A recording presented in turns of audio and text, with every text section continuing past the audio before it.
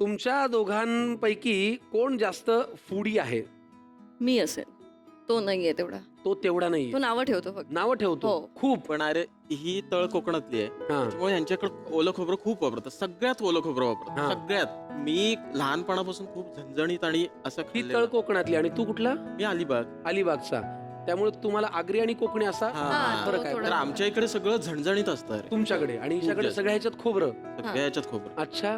त्याच्यामुळे त्याला ते ह्याच्यात पण खोबरं घातलंस, ह्याच्यात पण खोबरंच घालतेस, खोबऱ्याच सगळं करतेस. आणि हे लग्नाच्या आधी नाही झालं इरिटेशन, हे लग्नानंतर व्हायला लागलं. Oh my God. अनेक गोष्टी लग्नानंतरच जाणवतात. नंतर जाणवतात. हो की नाही? पण अंकिता, मी तुला एक सांगू का, हे तुमचं खोबरं प्रेम मी समजू शकतो. जसं तुमच्या तळ कोकणामध्ये खोबऱ्यावरती प्रेम आहे, आमच्या मराठवाड्यामध्ये शेंगदाण्यावरती. अरे तुला तेच ना, सांगतो. मी त्याला तेच समजवते की जिथे जे पिकतं ते असतं. मुद्दा काय माहिती का तुम्हाला आज इथे का बोलवलंय, की तुम्ही प्रसिद्धीच्या झोतात आहात, तुम्ही सोशल मीडियावरती फेमस आहात, तुम्ही तुमच्या कामामध्ये छान उत्तम नाव कमवताय. हे असूनही तुम्ही तुमच्या कोकणाशी, तुमच्या मातीशी, तुमच्या नात्यांशी घट्ट रोवून आहात, धरलेले आहात.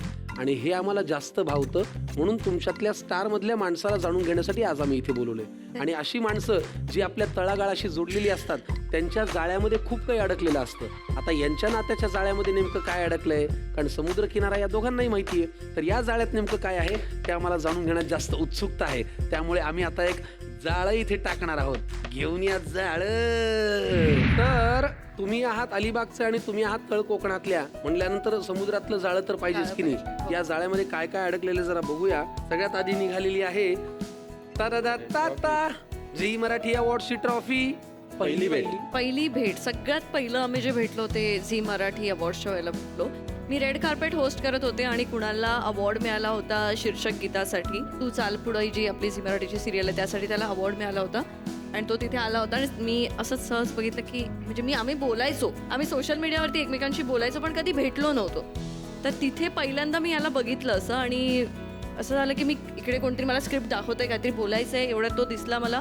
मी स्क्रिप्ट बघितली, तो गायब झाला. थोड्या वेळानंतर तो अवॉर्ड हातात घेऊनच आला आणि मला बोलला की अरे मला अवॉर्ड मिळाला आहे. म्हटलं ओके, कॉंग्रॅच्युलेशन्स. मग आम्ही एक फोटो काढला फक्त, बस तेवढंच. अच्छा. मग तेव्हा तुम्हाला काहीतरी हो एक लडकी वगैरे नाही झालं? अरे नाही, खरं तुला सांगतो की हिने लेन्स घातले होते तेव्हा. लेन्स एकदम असे घारे घारे लेन्स घातले होते आणि मला असं झालं की ही अशी आहे समोर, अशी दिसते आणि भयावह का चांगली?